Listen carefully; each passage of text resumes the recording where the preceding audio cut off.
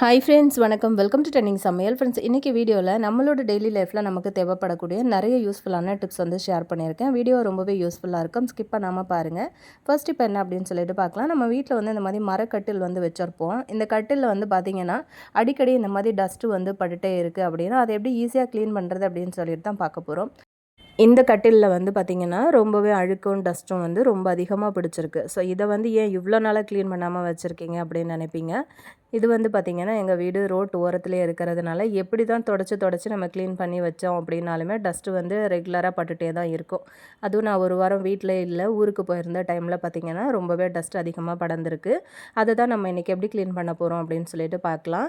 நான் வீட்டில் வந்து மோஸ்ட்லி நிறையா திங்ஸ் வந்து இந்த மாதிரி வைப்ஸ் யூஸ் பண்ணி தான் க்ளீன் பண்ணுவேன். நம்ம டேபிள், டைனிங் டேபிள் இந்த மாதிரிலாம் பொருட்கள் வந்து வச்சுருப்போம் இல்லையா, கட்டில், பீரோ, இது எல்லாத்துக்குமே நான் வந்து க்ளீன் பண்ணுறதுக்கு இந்த மாதிரி வைப்ஸ் தான் வந்து யூஸ் பண்ணுவேன். ரொம்ப ஈஸியாக நமக்கு வந்து அது க்ளீன் ஆகிடும். நிறைய துணிகளை போட்டு வந்து தேய்ச்சி க்ளீன் பண்ணணும் அப்படின்னு அவசியம் இல்லை. ஸோ இந்த மாதிரி நீங்கள் வைப்ஸ் வந்து யூஸ் பண்ணிங்க அப்படின்னா ஈஸியாக க்ளீன் ஆகிடும். அதே சமயத்தில் இதை நம்ம தூக்கியும் போட்டுடலாம். ஸோ இந்த மாதிரி ஒரே ஒரு வைப்ஸ் மட்டும் நான் எடுத்திருக்கேன் பாருங்கள். இந்த மாதிரி வைப்ஸ் வந்து நிறைய நம்ம வீட்டில் வாங்கி வச்சுக்கிட்டோம் அப்படின்னா நிறைய க்ளீனிங்காக இதை வந்து யூஸ் பண்ணிக்கலாம். இது விலையும் ரொம்பவே கம்மி தான். இப்போ அப்போலோ மெடிக்கல்லலாம் பார்த்திங்கன்னா ஒன்று வாங்கினா ஒன்று ஃப்ரீ அப்படிங்கிற மாதிரி கிடைக்கிது. விலையும் ரொம்பவே கம்மி அப்படிங்கிறதுனால நம்ம இந்த மாதிரி வாங்கி வச்சோம் அப்படின்னா நிறைய க்ளீனிங் வேலைகளுக்கு இதை வந்து வச்சு யூஸ் பண்ணிக்கலாம். இந்த மாதிரி வந்து வுட்டில் ஆன பொருட்களை வந்து தொடச்சி க்ளீன் பண்ணுறதுக்கு உங்களுக்கு ரொம்பவே ஈஸியாக இருக்கும் அப்படின்னு நினைக்கிறேன். ஒரு 2-3 வைப்ஸ் எடுத்தோம் அப்படின்னாலே இவ்வளோ பெரிய கட்டில் வந்து ஃபுல்லாக தொடச்சி க்ளீன் பண்ணுறதுக்கு எனக்கு கரெக்டாக வந்தது. அதே மாதிரி நமக்கு நல்லா ஷைனிங்காகவும் கட்டில் நல்லா பளிச்சுன்னு புதுசு போலவும் இருக்கும். இந்த மாதிரி வந்து யூஸ் பண்ணி தொடச்சி பாருங்கள். செலவில்லாத ரொம்ப ஈஸியான ஒரு க்ளீனிங் வேலையாக இருக்கும் அப்படின்னு நினைக்கிறேன். இந்த மாதிரி வைப்ஸ் மட்டும் யூஸ் பண்ணி வாரத்தில் ஒரு நாள் நம்ம வீட்டில் இருக்கிற பொருட்கள் எல்லாத்தையும் டைம் எடுத்து நம்ம தொடச்சி க்ளீன் பண்ணோம் அப்படின்னா பொருட்களும் வந்து ரொம்ப சேஃபாக இருக்கும், ரொம்ப நாளுக்கு நமக்கு உழைக்கும். அதே மாதிரி பொருள் வந்து எப்போவுமே நல்லா சுத்தமாகவே இருக்கும். இந்த ஐடியா உங்களுக்கு ரொம்பவே யூஸ்ஃபுல்லாக இருந்துச்சு அப்படின்னு நினச்சிங்கன்னா நீங்களுமே ட்ரை பண்ணி பாருங்கள். அப்படியே உங்கள் ஃப்ரெண்ட்ஸ் கூடயும் வந்து இந்த வீடியோவை ஷேர் பண்ணிக்கோங்க. அவங்களுக்கும் ரொம்ப யூஸ்ஃபுல்லாக இருக்கும்னு நினைக்கிறேன். இப்போ நம்ம அடுத்த டிப் என்னென்னு பார்க்கலாம். அரிசி பேக்கில் இருக்கிற நூலை எப்படி ஈஸியாக நம்ம வந்து எடுத்துகிட்டு அந்த ரைஸ் பேக்கை வந்து ஓப்பன் பண்ணுறதுன்னு பார்க்கலாம். ஸோ இந்த மாதிரி வந்து பேக்கு நம்ம வந்து வாங்கிட்டு வருவோம்ல, அது பின்பக்கம் பார்த்திங்க அப்படின்னா ஒரு மாதிரி சங்கிலி தையல் மாதிரி இருக்கும். முன்னாடி ஒரே ஒரு தையல் மட்டும் வந்து போட்டிருப்பாங்க. இப்போ அந்த சைட்டில் வந்து பார்த்திங்கன்னா இந்த தையல் வந்து இந்த மாதிரி இருக்கும், அதாவது செயின் மாதிரி இருக்கும். அதை மட்டும் லைட்டாக கத்திரிக்கோல் யூஸ் பண்ணி அந்த ஓரத்தில் அப்படியே வந்து கட் பண்ணி எடுத்துட்டு அதுக்கப்புறம் பார்த்திங்கன்னா அந்த ஒரு நூல் மட்டும் தனியாக அப்படி பிரிஞ்சு வரும் இந்த பக்கம், அதாவது லெஃப்ட் சைடு. அந்த ஒரு நூலை மட்டும் இப்படி பிடிச்சி இழுத்தோம் அப்படின்னா ரொம்ப ஈஸியாக நமக்கு வந்து அது தனியாகவே பிரிஞ்சு வந்துடும். கஷ்டப்பட்டு அந்த ரைஸ் பேக்கை வந்து ஓப்பன் பண்ணணும், அதை ஓப்பன் பண்ண முடியலை அப்படின்னா அதை கட் பண்ணி கூட எடுப்பாங்க. ஸோ அந்த மாதிரி இல்லாமல் நீங்கள் இந்த மாதிரி வந்து ட்ரை பண்ணி பாருங்கள். அந்த முனையில் மட்டும் லைட்டாக ஒரு கட்டிங் கொடுத்துட்டு அந்த ஒத்த நூல் வரும் பாருங்கள், அதை பிடிச்சி இழுத்திங்கன்னா சூப்பராக உங்களுக்கு பேக் வந்து ஓப்பன் ஆகிடும். ஸோ இந்த ஐடியா வந்து யூஸ் பண்ணிங்க அப்படின்னா பேக்கை வந்து எந்த ஒரு டேமேஜும் இல்லாமல் சூப்பராக நம்ம வந்து பிரிச்சிடலாம். அடுத்தட்டு பார்க்கலாம். இந்த மாதிரி கருவேப்பிலை, கொத்தமல்லி எல்லாமே நம்ம வந்து இப்போது வாங்கிட்டு வந்து வச்சு ஸ்டோர் பண்ணுவோம் இல்லையா. எப்படி தான் நீங்கள் வந்து நம்ம ஏதாவது ஒரு டப்பாவில் போட்டு வச்சாலும் சரி, இல்லைன்னா ஒரு கவரில் போட்டு வச்சோம் அப்படின்னாலுமே இது மிஞ்சி போனால் ஒரு 10லேருந்து 15 நாள் வரைக்கும் கூட ஃப்ரெஷ்ஷாக இருக்குமா அப்படின்னு சொல்லிட்டு தெரியாது. ஸோ எடுக்கும்போது அந்த ஒரு மாதிரி இலையெல்லாம் பழுத்து அந்த நம்ம காம்போடையே நம்ம வந்து வச்சோம் அப்படின்னாலுமே அந்த காம்பே வந்து பார்த்திங்கன்னா அப்படியே தனியாக பிரிஞ்சு வந்துடும், அந்த இலைகள் எல்லாமே வந்து கொட்டி போயிடும். அதே மாதிரி இந்த கருவேப்பிலை, கொத்தமல்லியோட கலரும் வந்து மாறி பழுக்க ஆரம்பிச்சிடும். அந்த மாதிரி இல்லாமல் இப்போ நான் வந்து ரொம்ப நாளாக ஒரு ட்ரிக் வந்து ஃபாலோ பண்ணிக்கிட்டு இருக்கேன். இது பார்த்திங்கன்னா அடுத்த தடவை நம்ம வந்து போதும் இவ்வளோ நாளுக்கு ஃப்ரெஷ்ஷாக இருந்தது அப்படின்னு சொல்லிட்டு நம்ம தூக்கி போட்டுட்டு புதுசாக வாங்கி வைக்கிற அளவுக்கு உங்களுக்கு எப்போவுமே நல்லா ஃப்ரெஷ்ஷாகவே இருக்கும். ஸோ அதுதான் எப்படின்னு பார்க்கலாம். ஃபஸ்ட் அதை ஸ்டோர் பண்ணுறதுக்கு முன்னாடி நான் வந்து கருவேப்பிலை எல்லாத்தையுமே வந்து தனியாக உருவாமல் அப்படியே அந்த காம்புகளோடையே வந்து எடுத்து வச்சுக்கிட்டேன். அதே மாதிரி மீதம் இருக்கிற கொத்தமல்லியையும் இந்த மாதிரி வந்து க்ளீன் பண்ணி எடுத்துக்கிட்டேன். இப்போ நான் எங்கே ஸ்டோர் பண்ணி வைக்க போகிறேன் அப்படின்னு பார்த்தீங்கன்னா இந்த மாதிரி ஒரு ஜிப்லாக் கவர் தான் நான் வந்து யூஸ் பண்ணியிருக்கேன். இது வந்து பார்த்திங்கன்னா நான் பரோட்டா வாங்கின கவர், அதாவது ரெடிமேட் பரோட்டா வந்து வருது இல்லையா, அந்த மாதிரி பரோட்டா வாங்கின கவரு. ஸோ இந்த கவரில் தான் நான் ஒரு நாள் வந்து கருவேப்பிலை, கொத்தமல்லி வந்து ஸ்டோர் பண்ணி வச்சுருந்தேன். இப்போ நான் எடுத்தேன் இல்லையா, இந்த கருவேப்பிலை வந்து பார்த்திங்கன்னா சொன்னால் நம்ப மாட்டீங்க, ஒரு 25 நாளுக்கு மேலே ஆகிட்டு நான் அதை வந்து ஸ்டோர் பண்ணி வச்சேன். இப்போ தான் வாங்கின மாதிரி நல்லா ஃப்ரெஷ்ஷாக இருக்குது. அந்த காம்பிலேருந்து ஒரு இலை கூட உதிர்ந்து தனியாக வரவே இல்லை. ஸோ அதை வந்து நான் வெளியே எடுத்துகிட்டு புதுசாக வச்சுருக்கிற கருவேப்பிலை இப்போ வாங்கிட்டு வந்தேன் இல்லையா, ஸோ அதை வந்து நான் ஸ்டோர் பண்ணி வச்சுக்க போகிறேன். இந்த மாதிரி ரெடிமேட் பரோட்டா, அந்த சப்பாத்தி இதெல்லாம் கிடைக்கிது பார்த்தீங்களா, அந்த மாதிரி கவர் கிடச்சிது அப்படின்னா அதில் வந்து நீங்கள் ஸ்டோர் பண்ணி பாருங்கள். அதுக்கப்புறம் நீங்களே வந்து ஆச்சரியப்படுவீங்க. ஒரு தடவை டிமார்ட் போயிருந்த டைமில் நான் வந்து பரோட்டா வாங்கிட்டு வந்திருந்தேன் இந்த கவரில். ஸோ பார்த்தீங்கன்னா, அதுதான் இப்போ வரைக்குமே வந்து வச்சு யூஸ் பண்ணிக்கிட்டு இருக்கேன். கிட்டத்தட்ட ஒரு 3 மாசமா நான் கருவேப்பிலை, கொத்தமல்லி அதில தான் ஸ்டோர் பண்றேன். ஸோ நீங்களும் வந்து ட்ரை பண்ணி பாருங்க. இப்போ நம்ம அடுத்த டிப் பார்க்கலாம். இந்த டிப் வந்து பார்த்தீங்க அப்படின்னா, ரீசென்ட் டைமில ஒரு 2 பேர் வந்து கேட்டிருந்தாங்க. ஸோ ஜாயிண்ட் பெயினுக்கு வந்து ஏதாச்சும் ரெமெடி இருந்தா ஷேர் பண்ணுங்க அப்படின்னு சொல்லிட்டு. இந்த டிப்பு வந்து நான் 2 நாளுக்கு முன்னாடி நான் இத வந்து போஸ்ட் பண்ணியிருந்தேன். ஸோ இது வந்து நெறைய பேர் வந்து பார்க்கவே இல்ல. ஸோ அதனால நான் இந்த வீடியோல ஆட் பண்ணியிருக்கேன். இப்போ கை, கால் முட்டி வலியெல்லாம் இருக்கு. இடுப்பு வலி, முதுகு வலி, கழுத்து வலி இந்த மாதிரியெல்லாம் இருக்கு அப்படின்னா, ஒரு தடவ நீங்க இந்த ஆயில வந்து ரெடி பண்ணி அப்ளை பண்ணி பாருங்க. அப்படியே உங்களுக்கே வந்து நல்லா ஃபீல் ஆகும். இந்த வலி வந்து நல்லா குறையிறது. இது வந்து கடுகு எண்ணெய் தான் நான் வந்து எடுத்திருக்கேன். இப்போ ஸ்டவ் ஆன் பண்ணிட்டு இந்த மாதிரி ஒரு சின்ன அகல் விளக்கு வந்து வச்சிருக்கேன். முடிஞ்ச வரைக்கும் மண் சட்டி இருந்தது அப்படின்னா யூஸ் பண்ணிக்கோங்க. அதாவது தேவையில்லாம வச்சிருக்கிற ஏதாவது மண் பாத்திரங்கள் இருந்ததுன்னா யூஸ் பண்ணிக்கோங்க. அதுக்காக தான் நான் இன்னைக்கு வந்து பார்த்தீங்கன்னா, பெரிய பாத்திரம் யூஸ் பண்ணாம இப்படி ஒரே ஒரு அகல் விளக்கு மட்டும் யூஸ் பண்ணியிருக்கேன். இப்போ இந்த கடுகு எண்ணெய வந்து பார்த்தீங்கன்னா, இந்த அகல் விளக்குக்குள்ள வந்து சேர்த்துடலாம். எண்ணெய் வந்து சூடாக ஆரம்பிச்சிருச்சு. இதில வந்து 2 கிராம்பு சேர்த்துக்கோங்க. நல்லா அந்த மொட்டோட இருக்கு பார்த்தீங்களா, அந்த கிராம்பு வந்து 2 சேர்த்துக்கோங்க. இந்த கிராம்பு வந்து சூடாகி அந்த எண்ணெயில அந்த கிராம்போட எசன்ஸ் வந்து நல்லா இறங்க ஆரம்பிக்கும். ஸோ இதுக்கப்புறமா நம்ம இதில் பூண்டு இருக்கு இல்லையா, அதை வந்து தோலோட நசுக்கி எடுத்து வச்சுருக்கேன். முழுசாக சேர்க்காம லைட்டாக நசுக்கிட்டு சேர்க்கும்போது அந்த பூண்டில் இருக்கிற எசன்ஸ் எல்லாமே அந்த ஆயிலில் வந்து இறங்க ஆரம்பிச்சிடும். ஸோ கடுகு எண்ணெய் பார்த்தீங்க அப்படின்னா, நமக்கு கை, கால், முட்டி வலி, வீக்கம்லாம் இருக்குது அப்படின்னா, அந்த வீக்கத்தை வந்து குணப்படுத்துகிற தன்மை அந்த கடுகு எண்ணெய்க்கு இருக்குது. ஸோ அதனால தான் நம்ம இன்றைக்கி அந்த கடுகு எண்ணெய் வந்து சேர்த்துருக்கோம். ஸோ கடுகு எண்ணெய் சேர்க்கும்போது நல்லா பெனிஃபிட் இருக்கும் உங்களுக்கு. வலி வந்து சீக்கிரமாகவே வந்து குறைய ஆரம்பிச்சிடும். இப்போது அந்த கிராம்பு வந்து சேர்த்துருந்தோம்ல, அதுக்கப்புறம் நம்ம சேர்த்த அந்த பூண்டு, இந்த வாசனை வந்து நல்லா உங்களுக்கு கமகமன்னு வெளியில் வந்து வர ஆரம்பிக்கும். அந்த எண்ணெயில் ஃபுல்லாக அந்த எசன்ஸ் எல்லாமே இறங்கிரும். ஸோ அதுக்கப்புறம் ஸ்டவ் ஆஃப் பண்ணிவிட்டு அந்த எண்ணெய் கொஞ்சம் வெது வெதுன்னு சூடு இருக்கும்போதே ஒரு பச்சை கற்பூரத்தை வந்து இந்த மாதிரி உதிர்த்து விட்டுக்கோங்க அந்த எண்ணெயில். அவ்வளோதான். இந்த 3 பொருள் மட்டும்தான் அந்த எண்ணெய்க்குள்ளே ஆட் பண்ணணும். ஸோ இதை வந்து உதிர்த்து விட்டதுக்கப்புறமா அப்படியே நம்ம இதை வந்து இறக்கி வச்சிடலாம். லைட்டாக வந்து கை பொறுக்கிற சூடு வரும் பாருங்கள், அந்த டைமில் இந்த ஆயில் வந்து எடுத்துக்கிட்டு உங்களுக்கு வலி எங்கெல்லாம் இருக்கோ, இடுப்பு வலி, முதுகில் வலி இருக்குது, அந்த முதுகு நடு எலும்பு இருக்கு இல்லையா, அங்கெல்லாம் வந்து வலி இருக்குது, கை கால் வலிக்குது, மூட்டுக்கு மூட்டு அந்த ஜாயிண்ட்டுக்கு ஜாயிண்ட் வந்து உங்களுக்கு வலி இருக்குது அப்படின்னா இந்த எண்ணெயை ஒரு தடவை ரெடி பண்ணி வச்சுக்கோங்க. அதுக்கப்புறம் நீங்கள் வந்து தூங்க போகிற டைமில் இல்லைனா வீட்டில் கொஞ்சம் நேரம் ஃப்ரீயாக இருக்கிற டைமில் கூட கொஞ்சம் நேரத்துக்கு இதை நீங்கள் வந்து அப்ளை பண்ணிக்கலாம்.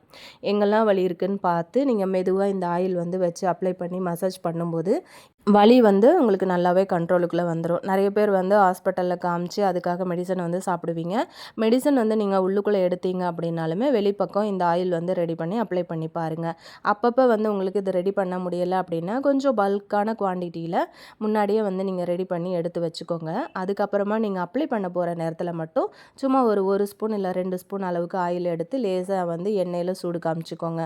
சூடு காமிச்சு கொஞ்சம் வெது வெதுன்னு சூடு இருக்கிற டைமில் உங்களுக்கு வந்து எங்கெல்லாம் வலி இருக்கோ அந்த இடங்கள்லாம் வந்து அப்ளை பண்ணிங்க அப்படின்னா வலிக்கு வந்து உங்களுக்கு நல்லாவே கேட்கும்.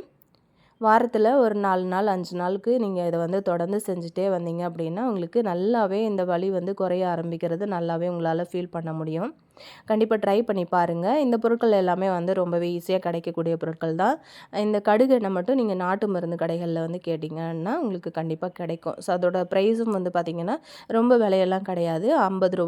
25 அந்த மாதிரி ரேஞ்சிலேயே உங்களுக்கு வந்து கிடைக்கும். ஸோ கண்டிப்பாக நீங்கள் வந்து வாங்கி ட்ரை பண்ணி பார்த்துட்டு யூஸ்ஃபுல்லாக இருந்துச்சுன்னு நினச்சிங்கன்னா அப்படியே உங்கள் ஃப்ரெண்ட்ஸ் கூடயும் இந்த வீடியோ வந்து ஷேர் பண்ணி விடுங்க. இப்போ நம்ம அடுத்த டிப் என்னன்னு பார்க்கலாம். கிச்சனில் எப்போவுமே வந்து ஸ்லாப்பில் நம்ம வந்து மளிகை சாமான் வைக்கிறோம், கிராசரி ஐட்டம்லாம் அடுக்கி வைக்கிறதுக்கு பெரிய பெரிய டப்பாலாம் போட்டு வைக்கிறோம் அப்படின்னா, என்ன தான் நம்ம வந்து ஸ்டீல் கண்டெய்னர் எல்லாமே வந்து யூஸ் பண்ணோம் அப்படின்னாலுமே ஏதாச்சும் ஒன்றோ 2 இந்த மாதிரி பிளாஸ்டிக் வலி எங்கேயோ ஒரு மூலையில் வந்து வச்சுருப்போம் இல்லையா. ஸோ அதெல்லாம் பார்த்திங்கன்னா நம்ம சமைக்கும்போது அந்த எண்ணெய் கரையெல்லாம் வந்து பட்டு ஒரு மாதிரி எண்ணெய் பிசுக்கு ஃபுல்லாகவே பிடிச்சிரும். ஸோ அதை வந்து ஈஸியாக க்ளீன் பண்ணணும் அப்படின்னா ரொம்பவே கஷ்டமாக இருக்கும். ஒரு நாள் ஃபுல்லாக ஊற வச்சு தான் அந்த எண்ணெய் பிசுக்கை வந்து எடுக்கிற மாதிரி இருக்கும். அந்த மாதிரி ஆகாமல் இருக்கிறதுக்கு இதை ஒரு தடவை நம்ம வாஷ் பண்ணி எடுத்துக்கிட்டோம் அப்படின்னா அதுக்கப்புறமா இந்த மாதிரி ஒரு பிளாஸ்டிக் கவருக்குள்ளே அந்த மூடியை வந்து போட்டு நல்லா சுற்றிக்கோங்க. இந்த மாதிரி சுற்றி எடுத்ததுக்கப்புறமா அந்த உள்பக்கத்தில் வந்து பார்த்திங்கன்னா இப்படி கவர் இருக்கும் இல்லையா எக்ஸ்ட்ரா, இதை வந்து ஒரு ரப்பர் பேண்ட் போட்டு வந்து சுற்றி விட்டுக்கோங்க. இல்லைனா சின்னதாக ஒரு முடிச்சு போட்டு விடுங்க. அவ்வளோதான். இந்த மாதிரி பண்ணிட்டதுக்கப்புறம் அந்த பக்கெட்டை வந்து மூடிட்டு நம்ம மேலே வச்சுட்டோம் அப்படின்னாலுமே இதில் வந்து எண்ணெய் பிசுக்கு கரைகள் வந்து பட்டுச்சு அப்படின்னாலும் அந்த கவரில் தான் படுமே தவிர அந்த பக்கெட்டோட மூடி வந்து எப்பவும் புதுசு போல் இருக்கும். இது வந்து பிளாஸ்டிக் பக்கெட்டுக்கு தான் பண்ணணும் அப்படின்னு கிடையாது. நீங்கள் இப்போ சில்வர் கண்டெய்னர்லாம் வந்து நிறைய யூஸ் பண்ணுவீங்க இல்லையா, பெரிய பெரிய பக்கெட்லாம் வந்து யூஸ் பண்ணுறீங்க அப்படின்னாலுமே எல்லாத்துக்குமே இந்த மாதிரி நீங்கள் வந்து பண்ணி போட்டு பாருங்கள். உங்களோட பாத்திரங்கள் வந்து ரொம்ப நாளுக்கு நல்லாவே இருக்கும். எண்ணெய் பிசுக்கு வந்து பிடிக்கவே பிடிக்காது. இப்போ நம்ம அடுத்த டிப் என்ன அப்படின்னு சொல்லிட்டு பார்க்கலாம். காலி ஆயிடுச்சு அப்படின்னு சொல்லிட்டு நீங்கள் அந்த மாதிரி பெண்ணெல்லாம் தூக்கி போட போகிறீங்க அப்படின்னா அதுக்கு முன்னாடி இந்த ஒரு விஷயத்த மட்டும் செய்ய மறக்காதீங்க. அந்த பெண்ணோட முனப்பகுதியில் இந்த மாதிரி வருது இல்லையா, இதை மட்டும் கலட்டி தனியாக எடுத்துக்கோங்க. இந்த மாதிரி எடுத்ததுக்கு அப்புறமா கூட நீங்கள் அந்த பெண்ணு தேவையில்ல அப்படின்னா தூக்கி போட்டுடலாம். இதை வந்து யூஸ் பண்ணி நம்ம இன்றைக்கி எப்படி ஊதுவத்தி ஸ்டாண்டை அதை வந்து ரெடி பண்ணுறது அப்படின்னு சொல்லிட்டு தான் பார்க்க போகிறோம். எப்போது நம்ம வீட்டில் வந்து ஊதுபத்தி ஸ்டாண்டு அப்படிங்கிறது 1ஓ 2ஓ அப்படி தான் நம்ம வந்து கண்டிப்பாக வச்சுருப்போம் இல்லையா. ஸோ ரூமுக்கு ரூம் நீங்கள் வந்து ஊதுபத்தி பற்ற வச்சு ஏற்றி வைப்போம் இல்லையா, வெள்ளி செவ்வாய்க்கிழமை அப்படின்னாலே ஊதுபத்தி வந்து நம்ம அங்கங்கே கொளுத்தி வச்சுருப்போம். ஸோ எல்லா இடத்துலையுமே வந்து வைக்கணும் அப்படின்னா ஸ்டாண்டு வந்து நமக்கு தேவைப்படும்ல. ஸோ அதுக்காக நம்ம என்ன பண்ணலாம் அப்படின்னா தான் நம்ம இந்த சின்ன ஐடியா வந்து ஃபாலோ பண்ணியிருக்கோம். சின்னதாக ஏதாவது ஒரு வேஸ்ட்டாக இருக்கிற மாதிரி கிண்ணம் வந்து எடுத்துக்கிட்டு அதில் கம்மு போட்டு ஒட்டிக்கோங்க. இந்த மாதிரி கிண்ணம் வந்து யூஸ் பண்ணுறதுனால கிண்ணம் வந்து வேஸ்ட்டாக போயிடும்னு நினச்சிங்கன்னா தாராளமாக அதை அவாய்ட் பண்ணிட்டு கொட்டாங்குச்சி இருக்கு இல்லையா, தேங்காய் துருவினதுக்கப்புறம் இருக்கும்ல, அந்த கொட்டாங்குச்சியை வந்து யூஸ் பண்ணி நீங்கள் இந்த மாதிரி ஒட்டி விட்டுக்கோங்க. அதுக்கப்புறம் அந்த மாதிரி நீங்கள் ஊதுபத்தி வந்து பற்ற வச்சு யூஸ் பண்ணிக்கலாம். இந்த மாதிரி செய்யும்போது உங்களுக்கு ரொம்பவே ஈஸியாக இருக்கும். அந்த ஊதுபத்தியோட அந்த சாம்பலும் வந்து பார்த்திங்கன்னா அந்த கிண்ணத்துக்குள்ளேயே வந்து கலெக்ட் ஆயிரும், நமக்கு வெளியிலையும் வந்து விழுகாது. இந்த மாதிரி தூக்கி போடுற பென்னு மூடியை மட்டும் யூஸ் பண்ணி ரொம்ப அழகாக நம்ம வந்து இன்றைக்கி ஊதுபத்தி ஸ்டாண்டு வந்து ரெடி பண்ணிக்கிட்டோம். இதே மாதிரி வந்து நீங்கள் ரெடி பண்ணி உங்களுக்கு வந்து ரூம்லலாம் ஏற்றி வைக்கணும் அப்படின்னு நினச்சிங்கனாலுமே எத்தனை ரூமுக்கு வேணும்னாலுமே நீங்கள் வந்து அழகாக ரெடி பண்ணிக்கலாம். ஸோ கண்டிப்பாக இந்த ஐடியாவும் உங்களுக்கு ரொம்பவே யூஸ்ஃபுல்லாக இருந்திருக்கும்னு நினைக்கிறேன். இப்போ நம்ம அடுத்த டிப் என்ன அப்படின்னு சொல்லிட்டு பார்க்கலாம். நம்மளில் நிறைய பேருக்கு இந்த மாதிரி காயின் எல்லாம் சேர்த்து வைக்கிற பழக்கம் வந்து இருக்கும் இல்லையா. ₹1 காயின், ₹2 காயின், அப்புறம் வந்து ₹5 ₹10 காயின் வந்து சேர்த்து வச்சுருப்போம். நானும் அப்படி தான் வீட்டில் அந்த மாதிரி வந்து சேர்த்து வச்சுருக்கேன். இந்த மாதிரி நம்ம வந்து சேர்த்து வைக்கும்போது என்னாகும் அப்படின்னா, இது வந்து ரொம்ப வருஷமாக நம்ம வந்து அப்படியே ஒரே கண்டெய்னர்லேயே நம்ம வந்து போட்டு ஸ்டோர் பண்ணி வைக்கிறோம், இல்லை உண்டியலில் அப்படியே போட்டு ஸ்டோர் பண்ணி வைக்கிறோம் அப்படின்னா சில வேளைகளில் இந்த மழை எல்லாம் பெய்யும்போது பார்த்திங்கன்னா ஒரு மாதிரி ஃபங்கஸ் வந்த மாதிரி ஆகிடும். அப்புறம் பார்த்திங்கன்னா அதை நம்ம கண்டுக்காமே விட்டுட்டோம் அப்படின்னாலுமே அதில் வந்து ஒரு மாதிரி துருக்கரை வந்து பட்டு பிசுபிசுப்பு தன்மை அந்த காயினே வந்து பார்க்கறதுக்கு ரொம்ப அழுக்காக இருக்கும். ஸோ அந்த மாதிரி ஆகாமல் இருக்கிறதுக்கு நம்ம என்ன பண்ணலான்னு பார்க்கலாம். இப்படி நீங்கள் காயின் வந்து வச்சுருக்கீங்க அப்படின்னா அதில் கொஞ்சமாக இந்த மாதிரி பவுடர் வந்து போட்டு விடுங்க.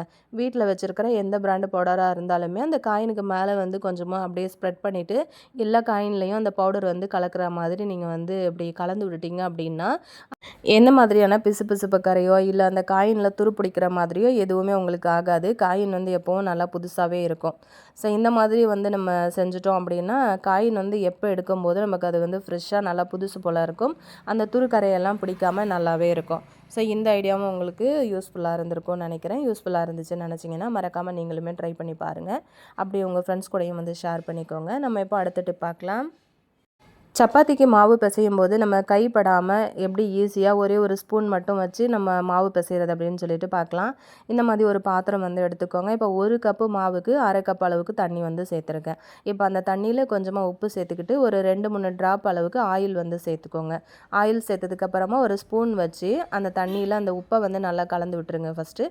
அதுக்கப்புறம் நான் இப்போ எடுத்து வச்சுருக்கிற அந்த 1 டம்ளர் மாவை வந்து உள்ளுக்குள்ளே கொட்டிக்க போகிறேன். கொஞ்சம் கொஞ்சமாக இந்த மாவை வந்து அந்த தண்ணியில் கொட்டி அப்படியே ஒரு ஸ்பூனை வச்சு சைடில் கலந்து கொடுத்துட்டே இருங்க. ஸோ இந்த மாதிரி செய்யும்போது உங்களுக்கு ரொம்ப ஈஸியாக மாவு வந்து பிசைகிறதுக்கு கஷ்டம் இல்லாமல் ஈஸியாக பிசைஞ்சு முடிச்சிடலாம். ஒரு ஸ்பூன் மட்டும் இருந்ததுனாலே போதும். அழகாக அந்த மாதிரி மாவை உள்ளே சேர்த்துட்டு இப்படி ரொட்டேட் பண்ணிகிட்டே இருந்தீங்க அப்படின்னா ரொம்ப ஈஸியாக உங்களுக்கு வந்து மாவு பிசைஞ்சு வந்துடும். ஸோ இதுக்காக நம்ம கையை போட்டு பிசையணும் அப்படின்லாம் அவசியம் கிடையாது. மாவு வந்து நிறைய பேர் பார்த்திங்கன்னா சப்பாத்திக்கு மாவு பிசையணும் அப்படின்னாலே ரொம்ப கஷ்டப்படுவாங்க. கையெல்லாம் பிசு பிசுன்னு ஆயிருமே அப்படின்னு சொல்லிட்டு. ஸோ அந்த மாதிரி கஷ்டப்படுறவங்க நீங்கள் இந்த மாதிரி ஒரு சின்ன ஐடியா வந்து ஃபாலோ பண்ணிங்க அப்படின்னா ரொம்ப ஈஸியாகவே வந்து வேலை முடிஞ்சிடும்.